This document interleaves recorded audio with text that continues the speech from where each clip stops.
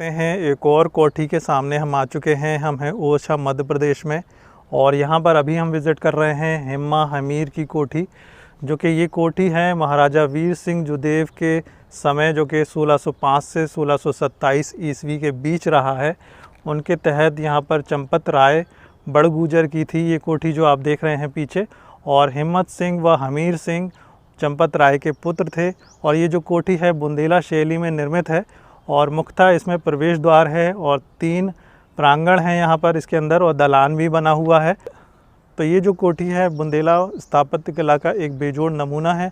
तो आइए अब इस कोठी को विज़िट करते हैं और इसका प्रवेश द्वार देखते हैं। सबसे पहले तो यहाँ से आप देखेंगे कि यहाँ से ये काफ़ी बड़ी कोठी है। बाकी जो एरिया है इसका काफ़ी जो है धराशायी हो चुका है, लेकिन काफ़ी कुछ इसमें देखने लायक है। तो यहाँ से हम एंट्रेंस ले चुके हैं। संरक्षित इमारतों में इनको इस कोठी को रखा गया है और यहाँ पर आप देखेंगे काफ़ी सारे यहाँ पर चूल्हे वगैरह बने हुए हैं। ये किस उद्देश्य से बनाए गए उस समय, क्योंकि ये तो अभी के बने हुए हैं और क्यों बनाए गए काफ़ी सारे हैं, इस तरफ भी हैं। तो इसका जो रीज़न है हमें नहीं पता।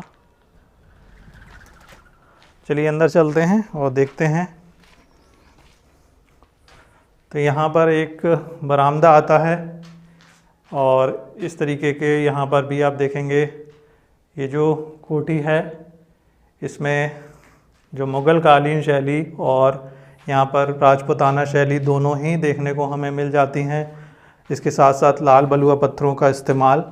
और यहाँ पर हम अंदर की तरफ अब चल रहे हैं। ये इसका आंगन है। इसमें बताया जा रहा है कि सूचना जो लिखी थी उसमें 3 आंगन हैं, मतलब 3 प्रांगण हैं और चारों तरफ कमरे हैं। तो यहाँ पर आप देख सकते हैं इस कोठी का प्रांगण है बीच का, और यहाँ पर चारों तरफ देख सकते हैं आप कमरे बने हुए हैं, दलान हैं। और इस तरफ से ये देखेंगे कि ये 2 मंजिला कोठी है। जो इसका मेन गेट है वो 2 मंजिला है और मेहराबदार गेट है। और इसके दोनों तरफ आप देखेंगे कि इस तरफ भी कमरे बने हुए हैं, इस तरफ भी, मतलब 3 तरफ से यहाँ पर कमरे बनाए गए हैं। तो इस तरफ हम विज़िट करते हैं सबसे पहले और देखते हैं। देख लीजिए यहाँ पर राजपूताना शैली में ये खंभे बनाए गए हैं। उस पे यहाँ पर आप गेट के जो मेहराब देख रहे हैं ये राजपूताना शैली में बनाए गए हैं। और यहाँ पर राजपूताना शैली में आप देख सकते हैं कमल के फूल बने हुए हैं और यहाँ पर दिए वगैरह जलाते होंगे और रोशनी का इंतज़ाम करने के लिए। बाकी यहाँ पर एक कमरा और है जो कि अंधेरे में है, ये दलान हो सकता है। जैसे कि मैंने आपको बताया था ये दलान का कमरा है। इसमें मैं रोशनी कर देता हूँ तो आप देख सकते हैं ये उस समय दलान है और यहाँ पर अनाज वगैरह रखा जाता होगा। दोनों तरफ दलान बनाई गई हैं, बाहर उस तरफ भी और इस तरफ भी। तो इस तरीके से इनको डिज़ाइन किया जाता था। और दोस्तों यहाँ पर चिंगादड़े भी हैं, तो अंधेरे वाले कमरों में जाना थोड़ा सा रिस्की है। और मैं दूसरी तरफ से आपको विज़िट करा के दिखाता हूँ। ये जो कोठी है काफ़ी शानदार कोठी है और इसमें कहा जा रहा है कि 3 आंगन हैं, मतलब 3 आंगनों की एक विशाल कोठी है। तो अब हम आगे की तरफ बढ़ते हैं और इस तरफ विज़िट करते हैं कि इस तरफ हमें क्या देखने को मिलता है। तो ये जो है ये तो बिल्कुल वैसे ही है। इस तरफ दलान बना हुआ है और इस तरफ जाते हैं तो एक बड़ा कमरा देखने को हमें मिल जाता है। और यहाँ पर भी आप देखेंगे ये पूरा राजपूताना शैली है, इसको डिज़ाइन किया गया है। इसके ऊपर आप जो कोनों पे डिज़ाइन देख सकते हैं, गुलाब की पंखुड़ियों को बनाया गया है। यानी कि ये राजपूताना शैली में ही पूरी कोठी को ढाला गया है, क्योंकि 1605 और 1627 के बीच में बनी हुई ये कोठी है। तो इसीलिए इसके अंदर आपको राजपूताना शैली देखने को मिल जाती है। और इस तरफ से ये जो कोठी है, और दोस्तों इस तरफ से ये जो कोठी है, इस तरफ आइए, और इस तरफ से जो ये कोठी है ये पूरी तरीके से दूसरी तरफ से, यानी कि ये तीसरी तरफ है, 2 आंगन। तो ये जो तीसरी तरफ है यहाँ से ये कोठी जो है पूरी टूट चुकी है। आप देख सकते हैं पूरी तरीके से यहाँ पर ये क्षतिग्रस्त हो चुकी है, कमरे धराशायी हो चुके हैं।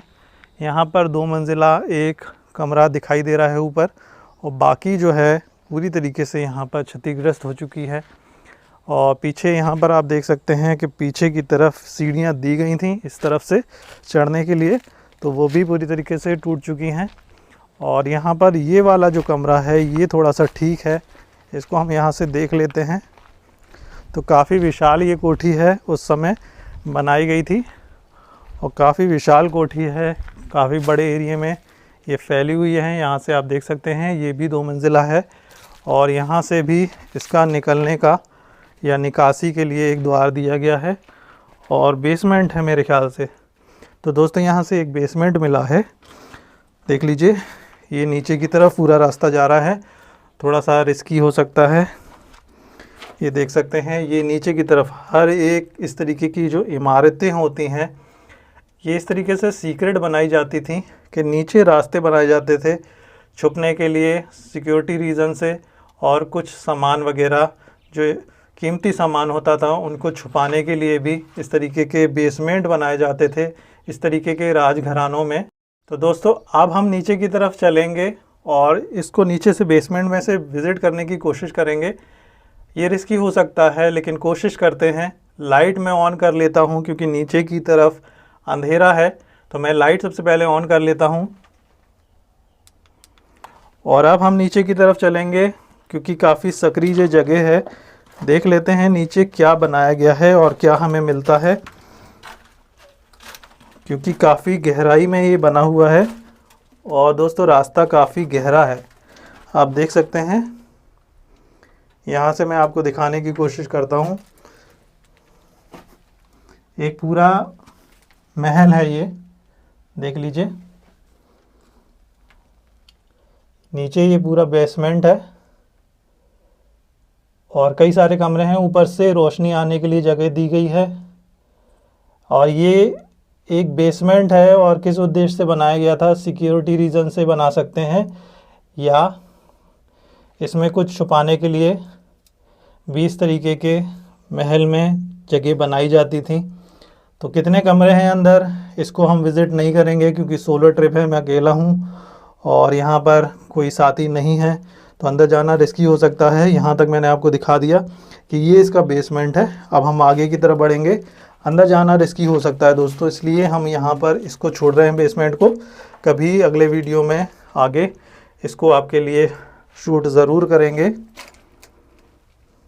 अंदर का बेसमेंट था अभी मैंने दिखाया ना, वो इस ज़मीन के नीचे है। यहाँ से ज़मीन बिल्कुल लेवल है, समतल है और ये ज़मीन के ऊपर हम लोग खड़े हैं, इसके नीचे वो बेसमेंट बना हुआ है। यहाँ से आप देख सकते हैं कि आप पता नहीं लगा सकते और बहुत छोटा सा यहाँ से एक रास्ता दिया गया है बेसमेंट के लिए। और ज़्यादातर लोग इस तरीके के उस समय सीक्रेट रास्ते बनवाते थे, दुश्मन जब आ जाए तो उसमें छुपने के लिए इस तरीके के रास्ते बनाए जाते थे। अब हम चलते हैं आगे और देखते हैं इस बिल्डिंग में हमें और क्या देखने को मिलता है। दोस्तों यहाँ पर एक और कमरा हमें मिला है, तो यहाँ से अंदर की तरफ चलते हैं, देखते हैं। और यहाँ से हम आए थे, शायद ये वो जगह है, क्योंकि इस तरीके की जो बिल्डिंग्स होती हैं उसको इस तरीके से डिज़ाइन किया जाता है कि आपको रास्तों का भ्रम हो जाता है कि आप किस जगह से आए थे और किस तरफ जाना है। मैं काफ़ी सारे वीडियोस बना चुका हूँ इस तरीके की बिल्डिंग्स के, तो मुझे अनुभव है कि ये जो रास्ते हैं गोल गोल घूमते हैं, वो इसलिए यदि कोई दुश्मन अटैक करता था उस समय तो वो भ्रमित हो सके और उस बीच जो लोग थे वो बच के निकल सकें। इसी तरीके से पुराने जितनी भी बिल्डिंग्स आप देखेंगे, जो ऐतिहासिक बिल्डिंग्स हैं, जितने भी किले हैं, वो इसी तरीके से डिज़ाइन करते हैं कि उसमें आप भ्रमित हो जाते हैं। लेकिन धीरे धीरे आपको अनुभव होता है, आप जानते हैं कि जो रास्ते हैं वो गोल गोल घुमाए जाते हैं, यानी कि केंद्र बिंदु से लेके ये बिल्डिंग बनाई जाती थी और चारों कोनों को एक जैसा बनाया जाता था जिससे कि कन्फ्यूज़न क्रिएट की जा सके। देख सकते हैं एक यहाँ मेहराब यहाँ पर भी दिया गया है, एक बड़ा गेट यहाँ पर भी दिया गया है, जैसा कि अभी हमने यहाँ पर विज़िट किया। ये भी 2 मंजिला था और इस तरफ दिया गया है, ये भी 2 मंजिला गेट है। और सामने आप देखेंगे फूलों के निशान हैं, यानी कि कमल के फूल यहाँ पर बने हुए हैं। तो ये राजपूताना शैली में ये महल बनाया गया है, इसको भी अंदर से विज़िट करेंगे। यानी कि ये पूरी एक ही कोठी है जिसमें 3 प्रांगण बताए गए थे, जिसमें से एक हमने विज़िट किया हुआ है और सेम ये बनी हुई है, सेम देख लीजिए, बहुत बड़ी कोठी है ये।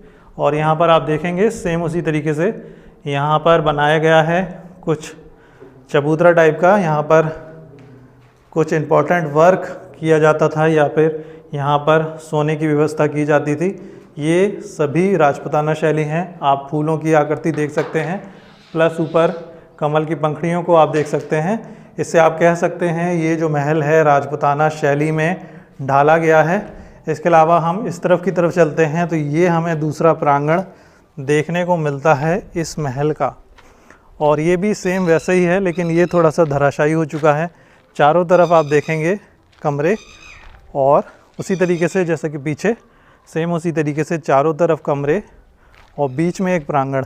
ज़्यादातर जो इस तरीके की ऐतिहासिक बिल्डिंग है, आप सभी जगह इसी तरीके का डिज़ाइन आप देखेंगे कि बीच में एक प्रांगण और चारों तरफ कमरे। तो इस तरफ की तरफ चलते हैं, देखते हैं यहाँ पर हमें क्या देखने को मिलता है। तो यहाँ से ये जीने ऊपर की तरफ जा रहे थे, जो कि अब क्षतिग्रस्त हो चुके हैं, टूट चुके हैं। यानी कि जो ऊपर की मंजिल थी इसको हम विज़िट कर सकते थे, लेकिन अब ये टूट चुका है तो ऊपर तो हम नहीं जा पाएंगे। तो इस तरफ से चलते हैं और आपको बता दें कि देख लीजिए लाल बलुआ पत्थरों से चौखटें बनाई जाती थी, क्योंकि उसको तराशना आसान होता है। तो यहाँ पे लाल बलुआ पत्थर, ग्रेनाइट और जो पुराने ईंटें चलते थे राजभवनों को बनाने के लिए, वो यहाँ पर इस्तेमाल किए जाते थे। इस तरफ का हिस्सा पूरी तरीके से खंडर हो चुका है। यहाँ पर आगे की तरफ का हिस्सा भी टूट चुका है। यहाँ पर इस तरफ की तरफ अब हम चलेंगे, और ये इसका पीछे का हिस्सा है, इस कोठी का ये पीछे का हिस्सा है। और यहाँ पर देखेंगे ये कोठी कहाँ तक जाती है, देख लीजिए कितनी बड़ी ये कोठी है। ये पूरा इसका खंडर वाला हिस्सा है। इस तरफ भी पीछे भी कमरे बने हुए हैं, पीछे भी कमरे बने हुए हैं, और ये भी 2 मंजिला इमारत है पीछे से भी। तो बहुत बड़ी ये कोठी थी, यानी कि बहुत इम्पोर्टेंट कोई पर्सन था वीर सिंह जुदेव का, जो कि यहाँ पर रहा करते थे। उनके लिए ये कोठी बनाई गई है, और तकरीबन 1605 में ये कोठी बनी है, शुरू हुई है 1627 में ये कंप्लीट हुई है। तकरीबन यहाँ पर आप देखेंगे 20 से 25 साल लगे इस विशाल कोठी को बनने में, और यहाँ पर राजपूताना शैली आपको देखने को मिल गई। अब हम आगे बढ़ते हैं और देखते हैं कि और क्या कुछ है ओरछा के अंदर देखने के लिए। तब तक के लिए आप सभी का बहुत बहुत धन्यवाद। मिलते हैं अगले एपिसोड में।